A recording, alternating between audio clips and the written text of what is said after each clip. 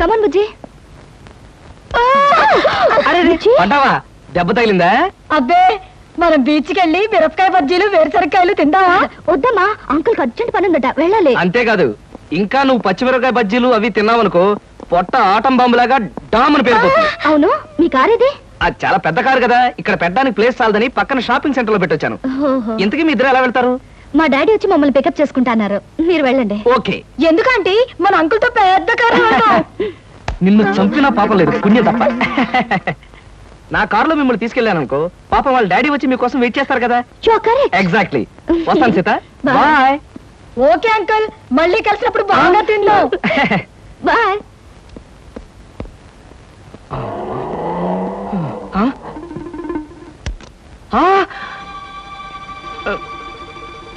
నువ్వా? ఏమిటో ఎక్కడున్నా? మీరా సార్? నేనే కనపడ్డానా? అది సరే, మీ ఫ్రెండ్ ఎవరో ప్రమాదంలో ఉన్నాడు, హాస్పిటల్ వెళ్ళాలన్నా?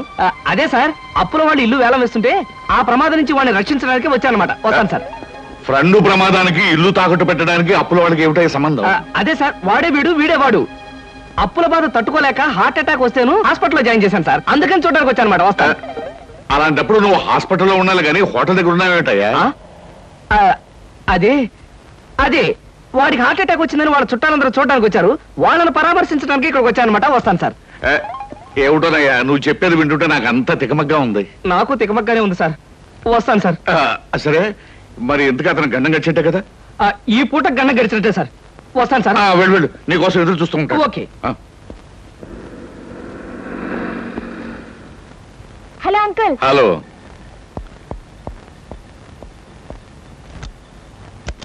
ఏమిటమ్మా లేట్ గా వచ్చానా? నో డాడీ, కరెక్ట్ టైంకి వచ్చా. డ్రైవర్ పని.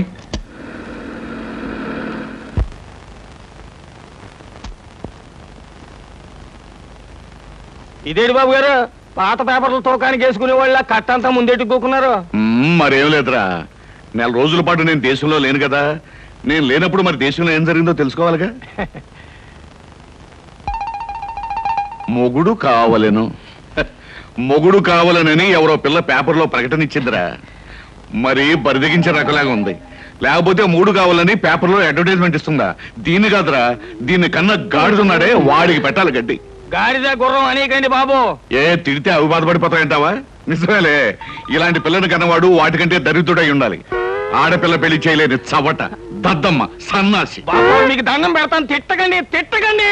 తిట్టడం కాదు, ఈ చీంబోతు వెదవని 10 మంది చేత చీ కొట్టించినా తప్పులేదు.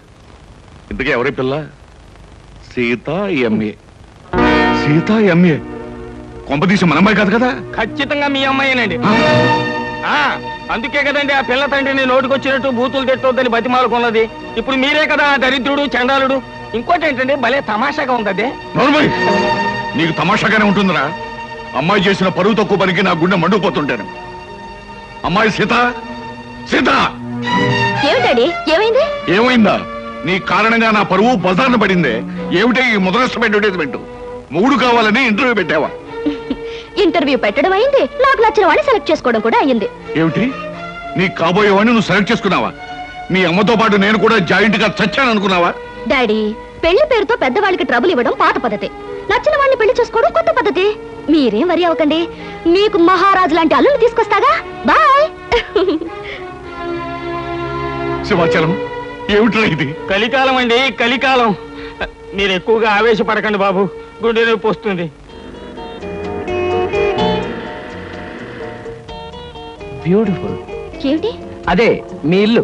జోక్ చేయకండి, మీ ఇంటితో కంపేర్ చేస్తే ఇది అవుట్ హౌస్ లా అనిపిస్తుంది. దాన్నే ఉంది సీత, మనం హౌస్లు చూసి ప్రేమించుకునే వాళ్ళం కాదుగా, హార్ట్లు చూసి ప్రేమించుకునే వాళ్ళం.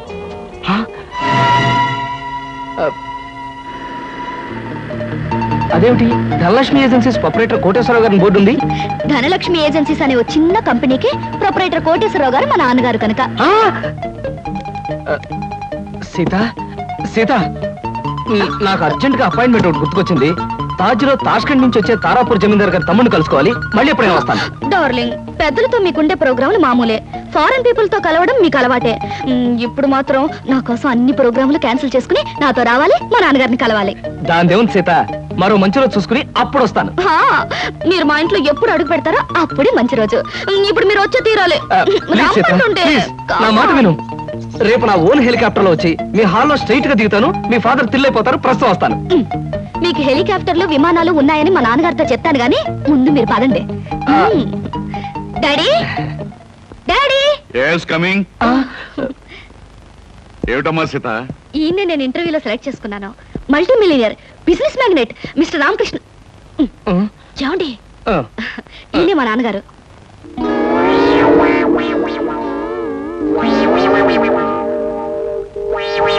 నాకు తెలుసమ్మా. ఎరా నువ్వు మల్టీ మిలియనర్వా? రాస్కెల్, ప్రపంచమంతా విమానాల్లో తిరిగే బిజినెస్ మ్యాగ్నెట్ రా? అబ్బే లేదండి, స్కూటర్ మీద రోడ్లన్నీ తిరిగే మీ కంపెనీ సేల్స్ మెన్. కృష్ణ ఏమిటి అనేది? వాడనేది కాదమ్మా, నేను చెప్పేది విను. వీడు మన ఆఫీస్ లో పనిచేసే బైరాగి వెధవ. అబద్ధాల ఆఫీసులోనే కాక ఆడపిల్లల దగ్గర కూడా చెప్పే పరమ రోగని ఇప్పుడే తెలిసింది. అడ్డమైన కోతలతో నిన్ను మాయ చేసి వల్ల వేసుకున్నాడు. నిప్పుకోడి వెధవ. మా డాడీ చెప్పేదంతా నిజమా? చెప్పరా, చెప్పు.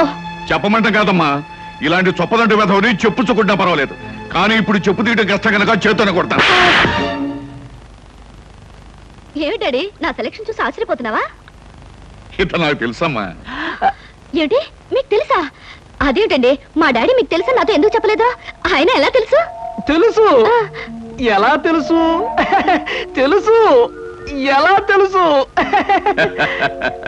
ఎన్నోసార్లు ఇతను నేను ఫ్లైట్ లో కలిశానమ్మా. ఒకసారి బిజినెస్ పని మీద బ్యాంకాక్ వెళ్ళినప్పుడు కలిశాను. మరోసారి లండన్ వెళ్తున్నప్పుడు ఫ్లైట్ లో కలిశాను. ఇంపోర్ట్ అండ్ ఎక్స్పోర్ట్ పని మీద ప్యారిస్ వెళ్ళినప్పుడు ఓ పార్టీలో కలిశాను. ఎంతో మందితో కలిసే బిజినెస్ మ్యాగ్నెట్ అమ్మా ఇతను. మరి ఇప్పుడు నేను గుర్తున్నానో లేదో.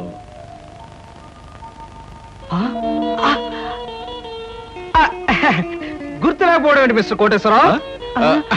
అంటే నా పేరు కూడా గుర్తుందన్నమాట. ఒకసారి ప్యారిస్ పార్టీలో మీరు నా మీద షాంపియన్ ఒలకపోస్తే నా 50,000 రూపాయల నీటైన సూట్ కాస్త పాడైపోయింది. ఒకసారి చికాగోలో అనుకుంటాను మీరు ఫ్లైట్ మిస్ అయితే నా ఓన్ ఫ్లైట్ లో మీకు లిఫ్ట్ ఇచ్చినట్టుగా గుర్తు. Am I right? అవునవును, అప్పుడు నాకు లిఫ్ట్ ఇచ్చింది మీ ఫ్లైట్ లోనే కదా? ఎగ్జాక్ట్లీ. Correct correct. అమ్మా, అతను గ్రేట్ జీనియస్. ఫ్లైట్ లో బిజినెస్ వ్యవహారాలు కొందరితో మాట్లాడుతుంటే నాకే మతిపోయేది అనుకో. Really he's a great genius. Thank God, నాకు పరిచయం చేసే శ్రమ తగ్గింది. డ్రింక్స్ తీసుకొస్తాను, జస్ట్ ఎ మినిట్. అమ్మా, అతను బాదం గీర్ తప్ప మరేం తీసుకోండి. Okay dad. అమ్మా ఇస్తాను. Okay mister Koteswararao. ఊరికి నాన్నయ్య. సార్, నేను అసలే కంగారు పడుతుంటే మీరు మరీ కంగారు పెడుతున్నారు సార్. పరిస్థితి అంతా మీకు అర్థమైపోయింది, నన్ను క్షమించండి సార్. నువ్వు చేసిన పని నాకు తప్పుగా అనిపించట్లేదయ్యా. అస్సలు పెళ్లే చేసుకున్నని మంకు పట్టు కూర్చున్న మా అమ్మాయిని మొత్తానికి నువ్వు దారిలో పెట్టావు. నాకదే చాలయ్యా. అంటే నన్ను మీరు నా అల్లుడుగా చేసుకోవడానికి మనస్ఫూర్తిగా ఒప్పుకుంటున్నానయ్యా. కాకపోతే కోటు మీద షాంపెయిన్ పోసాను, చొక్కా మీద చికెన్ ముక్క వేశాను. ఇలాంటి కోతలు కొయ్యకయ్యా. పోనీ నేనే మీ మీద పోసాన్ని రివర్స్ లో కోస్తాను. మరీ అంత పెద్ద పెద్ద కోతలు కొయ్యకు, చిన్న చిన్న కోతలు కొయ్యి. అలాగే. కూర్చో, పైకి వెళ్ళొస్తానే. అలాగే సార్. ఆహా, అయ్యగారు ఒప్పుకున్నారు, మా బాస్ ఒప్పుకున్నారు. ఏమి నా భాగ్యము. ఏడు బాబు, మీరు ఎక్కడ ఉన్నారైతే ఆఫీస్ గగనామం పెట్టేశారా? ఓరి నాయను, ఈ సూట్ ఏంటి, పైగా గులాబీ పువ్వు ఒకటా ఏంటి? ఉద్యోగం మానేసి మెడ్రాస్ వెళ్ళిపోయి హీరోగా సెటిల్ అయిపోదాం అనుకుంటున్నారా? సింహాచలం ఏమిటా వాగుడు? ఆయన ఎవరనుకుంటున్నావు? ఎవరేంటమ్మాయి గారు, మన ఆఫీసులో పని చేసే కృష్ణమూర్తిలా అనిపించాడంటావు. రాస్కెల్, జాగ్రత్తగా 2 కళ్ళు పెట్టి చూడు. ఈయన ఎవరనుకున్నావు? కోటీశ్వరుడు కృష్ణబాబు, నా కాబోయే అల్లుడు. కాస్త పోలికలు కనిపించేసరికి ఆఫీసులో ఉండే ఆ బడుద్దాయి అనుకుంటున్నావు అయ్యింది. అయ్యో బాబోయ్, తమరు చెప్పేకి తెలిసిందండి, నేనే పొరపాటు పడ్డాను, నన్ను మన్నించండి బాబు. It's all right. ఎండలో తిరిగి కళ్ళు బయర్లు గమ్మిని ఇష్టం వచ్చినట్టు మాట్లాడినట్టున్నావు. ఇదే న్యూయార్క్ లోనో డెట్రాయిట్ లోనో అయితే పక్కనున్న వాడి జేబులోంచి పిస్టల్ తీసి డమాలను కాల్చి పారేసి ఉండేవాడిని. బట్ ఇది మా కాబోయే మామగారి ఇల్లు కాబట్టి నిన్ను క్షమించొదిలేస్తున్నాను. చాలా సంతోషం బాబు, చాలా సంతోషం. అయినా నేను యాదవని కాకపోతే మా ఆఫీసులో పనిచేసే ఆ కిట్నగాడికి మీకు పోలిగేడి చెప్పండి. తమరు బాగా మగ్గిన బంగిని పెళ్లి మామిడి పండులో ఉన్నారు, అది కాల్చిన వంకాయలా ఉంటాడండి. ఇప్పుడు తెలుసుకున్నాడు, మీరేమనుకో. నువ్వు చేసే న్యూసెన్స్ చాలు గానీ ఇక్కడి నుంచి వెళ్ళు. తీసుకోండి. Thank you. తాజులో నా ప్రోగ్రామ్ మిస్ అయిపోతుంది. వస్తాను Sita. Bye uncle. Bye. Daddy ఏమంటారు? నాకు అన్ని విధాలా నచ్చిన వాడిని సెలెక్ట్ చేసుకున్నావమ్మా, చాలా సంతోషం.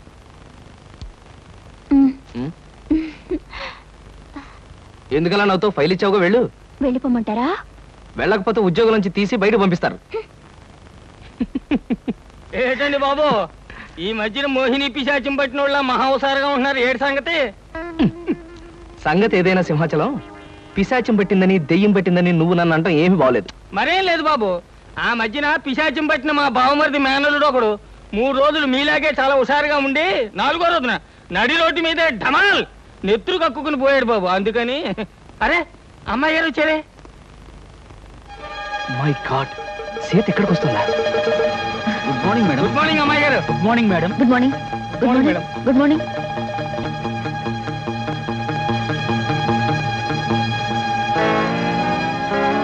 అమ్మో, సీత చూసిందంటే డేంజర్. బాత్రూమే బెటర్. డాడీ, ఏమిటమ్మా సీత ఎలా వచ్చావేంటి? అదే డాడీ, ఆ కృష్ణ గారితో మాట్లాడి పెళ్లికి ముహూర్తం పెట్టించాలి. కావాలంటే ఆయనతో వాళ్ళ ఇంటికి వెళ్ళి వాళ్ళతో మాట్లాడిద్దాం. వాళ్ళ ఇంటికి మనం వెళ్ళడం పద్ధతి కాదమ్మా. నిన్ను చూసుకోవడానికి వాళ్ళ తల్లిదండ్రులు మన ఇంటికి రావడమే మర్యాద. మర్యాదలేమిటో మంచి చెడ్డలేమిటో నువ్వు చూసుకో.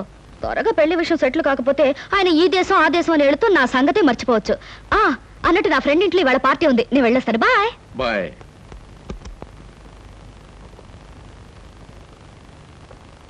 ఏమయ్యా, అక్కడ కృష్ణబాబు ఉంటే ఒకసారి ఇక్కడ పంపించు. పంపించడం ఎందుకు సార్, నేనే వచ్చేసాను. ఏమయ్యా, అమ్మాయి హాలోంచి వచ్చేటప్పుడు నేను చూడరుగా? కొంచెం ఆలస్యం అయితే చూసేదే సార్. ముందు బల్ల కింద దాక్కున్నాను, ఆ తర్వాత బాత్రూమ్ కి ట్రాన్స్ఫర్ అయిపోయాను. సార్ శుభం. శుభంగా సార్, ఇంకా ఈ దాగుడు మొత్తం నా వల్ల కాదు. సీతతో నిజం చెప్పేస్తాను సార్. Non sense. ఇప్పుడు నువ్వు నిజం చెప్పావంటే సీత తక్షణం తుపాకీ పట్టుకుని నేను షూట్ చేయగలను. మరి ఎలాగ సార్? పోనీ నేను ఏదైనా దొంగతనం చేసి జైలుకు వెళ్తూ నిజం చెప్పేస్తాను, అప్పుడు నన్ను షూట్ చేయదు. ఎందుకంటే నా చుట్టూ పోలీసులు ఉంటారు కాబట్టి. ఫుల్లాగా మాట్లాడకయ్యా. సీతకు నిజం చెప్పకుండానే నీ పెళ్లి జరిగిపోద్ది. అప్పుడు పెళ్లి కూడా గెటప్లో నన్ను షూట్ చేసి పారేస్తుంది. పల్లకి కూరేగాల్సిన పాడే కూరేగుతాను. చూడు కృష్ణ, ఏ ఆడపిల్ల తన తాలిబొట్టు తను తిప్పుకోదు, తన పసుపు కుంకుమలు తను జరుపుకోదు. పైగా జరిగిందంతా నీ మంచిగానే నేను చెప్తాను. మీకేం సార్, మీరు అలాగే చెప్తారు. రేపు ఆ తర్వాత ముందు మీ వాళ్ళని ఒకసారి మా ఇంటికి తీసుకురా. పైగా మా స్టేటస్ కి తగ్గట్టుగా నడుచుకోమని చెప్పు. అలాగే సార్, అలాగే. కానీ నాకేదైనా కష్టం వస్తే మీరే కాపాడాలి. ఇద్దరం కలిసి బయటపోదామయ్యా. సరే? చెప్పింది నిజమే. మీ అందరూ కోరసులు అలా ఆశ్చర్యపోకండి. నేను చెప్పింది నిజమే. మా బాస్ కోటేశ్వరరావు గారు తన కూతుర్ని నాకిచ్చి పెళ్లి చేయబోతున్నారు. అమ్మాయిని చూడడానికి మనం అందరం అక్కడికి వెళ్ళబోతున్నాం. ఎంత శుభవార్త చెప్పారా. హిందుస్థానీ మాల్ కౌన్సి కర్ణాటక మలై మార్తరాగం కలిపినంత ఆనందంగా ఉందిరా నాకు. మన కృష్ణ అదృష్టవంతుడని నాకు ఎప్పుడో తెలుసండి. అబ్బా, అదృష్టం గురించి తర్వాత మాట్లాడదాం, ముందు బయలుదేరండి అలా. రేయ్, ఎక్కడికి రా అలా బొచ్చు పీకిన కోళ్ళలాగా రెచ్చిపోయి పరిగెడుతున్నాం? ముందు నేను చెప్పేది వినండి. పెళ్ళైన తర్వాత మాట ఎలా ఉన్నా ముందు మనం కొంత స్టేటస్ మెయింటైన్ చేయాలి. నేను చేస్తాను రా. ఏంటి చుట్టతోడా? ఛీ!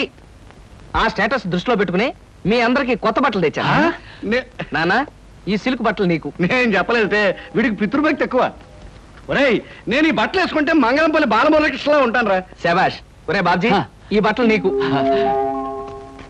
ఆహా, ఈ బట్టలు వేసుకుంటే దొంగ మొగుళ్ళు మా బాస్ చిరంజీవిలా ఉంటాను. ఎలా ఉన్నా అవి ఈ పూట వరకే. ఎందుకంటే అద్దెకి తెచ్చా. ఒరేయ్, సాయంకాలం అలా క్లబ్ దాకా వెళ్ళడానికి నాకు ఛాన్స్ ఇవ్వరా? ఎందుకు? వాటిని ప్యాకెట్లో తాకట్టు పెట్టి ఇంటికి పేపర్ అడ్డం పెట్టుకు రావడానికే. అదేం కుదరదు. పితృద్రోహి. సర్లే అమ్మా, ఈ పట్టుచీర మాత్రం నీకు కొని తెచ్చాను. మా నాయనే నా బంగారు తండ్రివిరా. అబ్బాయి, మన నన్ను అడిగిపోమంటావా? అలాగే. కానీ ఒక్క విషయం మాత్రం గుర్తుంచుకోండి, ఖరీదైన బట్టలు వేసుకుని అక్కడ లేకి బుద్ధులు చూపిస్తే మాత్రం ఊరుకునేది లేదు.